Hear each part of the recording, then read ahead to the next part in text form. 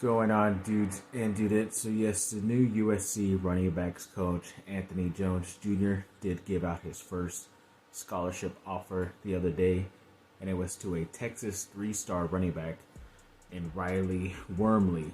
So pretty sure at the end, before he comes to USC, if that does end up happening, that he will be a four-star, but maybe it's not just that sought out after yet. But hopefully in this guy, it's a really good player and pretty much, again, another Texas guy that they're going to be going after on the offensive side. So we will see what happens. And then 247 Sports did put out the rankings so far of the Big Ten teams in 2025. And of course, USC is like 14th or 15th on that list. So they're like 3 or 4 away from the bottom. But they only have the one player. That's obviously the quarterback, Julian Juju Lewis. And even still, one player gets them not all the way in last place, which is still pretty funny. But here he's still recruiting a lot of guys, especially this top wide receiver that was in his same class in the 2026 class. Obviously, he's going to graduate a year sooner. Maybe this guy will as well. But yeah, he's a big-time prospect. The 5-star wide receiver in 2026 is Chris Henry Jr., and he set up an unofficial visit on March 23rd, so coming up pretty soon here in SoCal. So yeah, definitely looking forward to seeing how his visit goes. I know even Lewis is trying to get and recruit top players like Jakeem Stewart, that top defensive lineman who did set up a visit to USC pretty soon too as well. So I guess he is keeping to his word and getting some guys in to see who else he can get, and maybe that's just the last little bit to make him be official to USC, is as long as some other talented guys are coming along to play with him and alongside him, then he will commit fully. So hoping for the best. And then for some newer stuff, yeah, there was the women's team. They did beat Arizona 65-62 earlier today because it was the first game of their Pac-12 tournament. And I forget exactly who they play next. I think it's either between Utah and somebody else. But either way, it's still some teams that have caused USC some problems. So it kind of sucks that I think it's probably Utah and UCLA. So it could be another rivalry matchup, or play against their ex-great player in Peely on Utah as well, who did pretty good last week when they beat USC. So either way, it's going to be a really good game Friday as you're watching this. So looking forward to seeing how that result comes out. And the men's played too later on Thursday. Ended up getting that victory against ASU, 81-73. Boogie Ellis had 28 points and 6 threes as well. And I think they have one more game at the Galen Center this Saturday, and then that's pretty much it. So I'm pretty sure the Pac-12 tournament starts next week for the men's also. So that'll be pretty interesting to see where they go and what they do with this momentum. Last couple wins the past couple of weeks, so hopefully they will be able to get this entire tournament victory, because that's pretty much the only way they're going to be getting into the March Madness tournament, in my opinion. So we will see.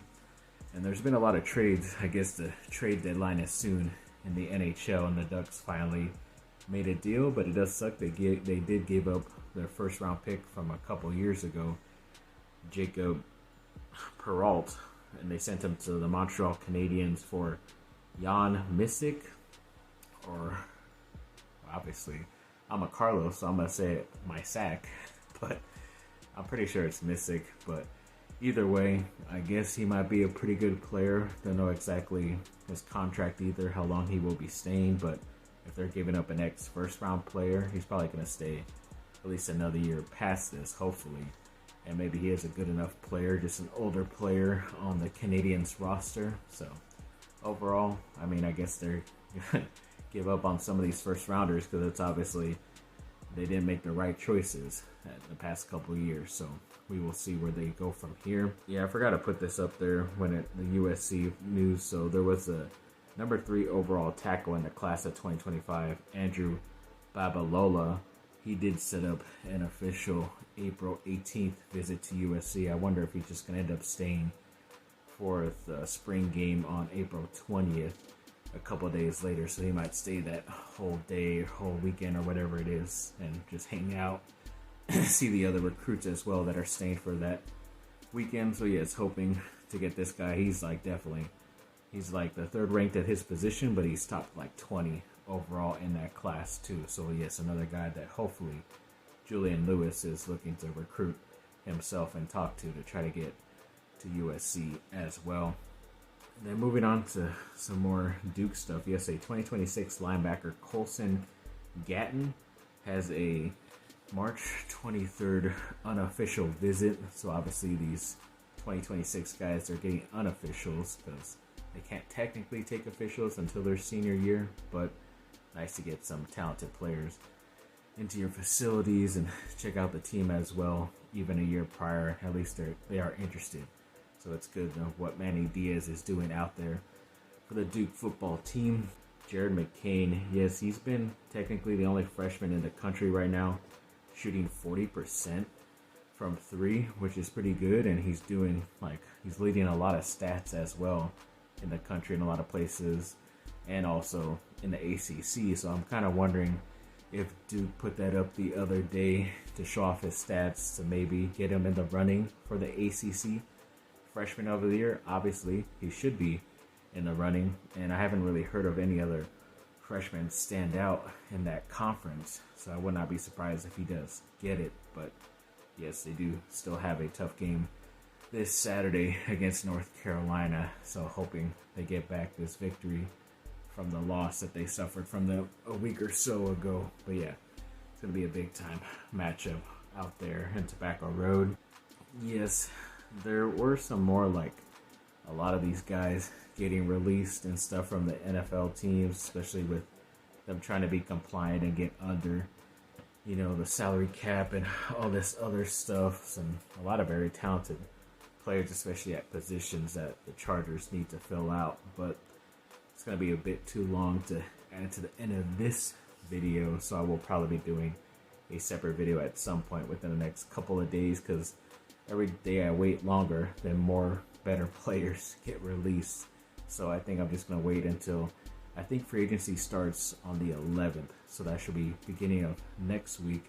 So maybe you'll probably see a video that Monday or Tuesday regarding this free agency issue, and obviously who I would like the Chargers to get, and hopefully we'll have some news about their moves with Khalil Mack and Joey Bosa. Obviously, hopefully an extension on his contract for Keenan Allen, and also a release of Mike Williams too, because I think if you release Williams, you get more money back. So I'm kind of expecting that. Yes, thanks for watching, people. Like and subscribe. Comment down below. Let me know what y'all think. Have a great rest of your day. Bye.